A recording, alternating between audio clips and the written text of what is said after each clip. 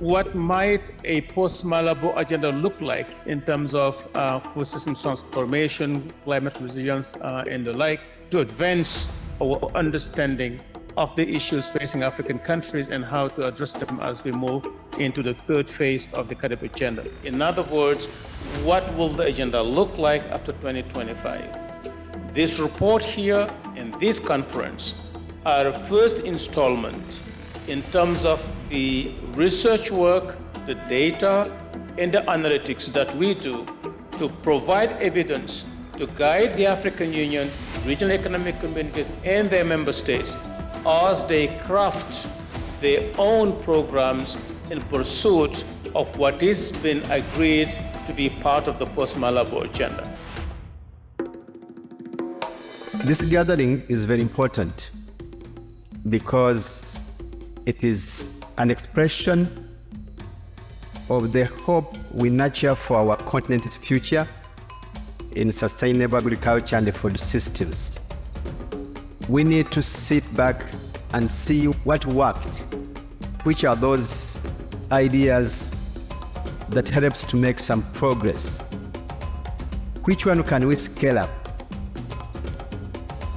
Which design of solutions are we going to change? And what's the role of everyone in this journey? At USAID, we recognize that CAADP is fundamental to the policy pillar of our strategic partnership. We strongly support CAADP as a guiding policy framework for Africa's food security agenda. And at USAID, we believe the basic foundation of CAADP remains as relevant as ever.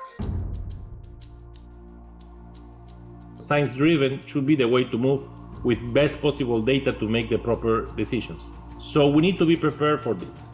And that is where the core of the transformation is needed. We need to have a huge significant levels of resilience to be able to cope with this. And that's where the CAADP framework is so important. Many countries are taking action to ensure that these pathways are anchored in existing policy processes. And that is central. We cannot deviate from your own plans. And we need to find this transformation to be consistent with the CAADP plans and do the necessary adjustments as we move forward. The ATO is the official monitoring and evaluation report for the CAADP agenda. Every year, in addition to the monitoring and evaluation piece, we have a thematic.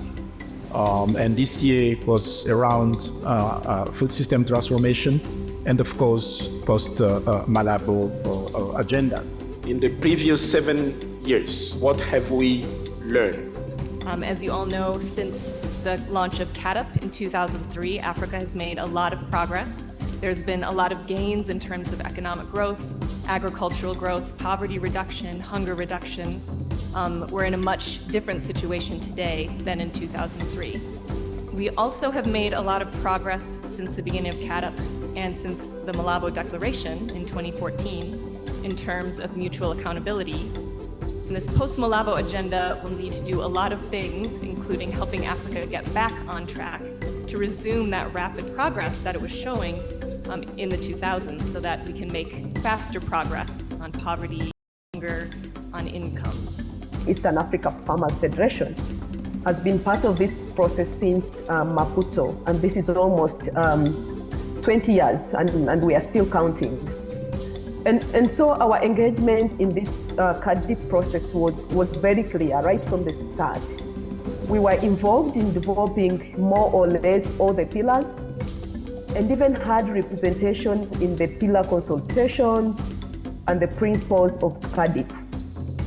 So inclusiveness, consultations, and participations were very key right from the onset.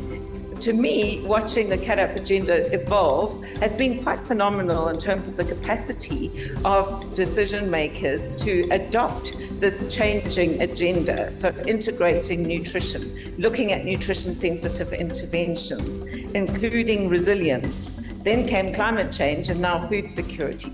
For us at USAID, we recognize that CAADP has served as really the model for where we provide our support for local institutions here in Africa. And that's been central to our approach at USAID. When we talk about policy support, we talk about systems, just to hone in on that capacity building aspect. Africa and is about to endorse the roadmap for the post-Malabo agenda. And this has opened, of course, an avenue to the shaping of the future of Africa food systems. The current Malabo round is coming to an end by 2025. We need to get ready to shape the successor to the current declaration adopted nearly a decade ago, specifically in 2014. We are aiming at equipping our continent with action-oriented decisions that can be beneficial to our many battles on the development front. We are tired of hearing that Africa has potentials. We want to realize those potentials now. That is the task before all of us.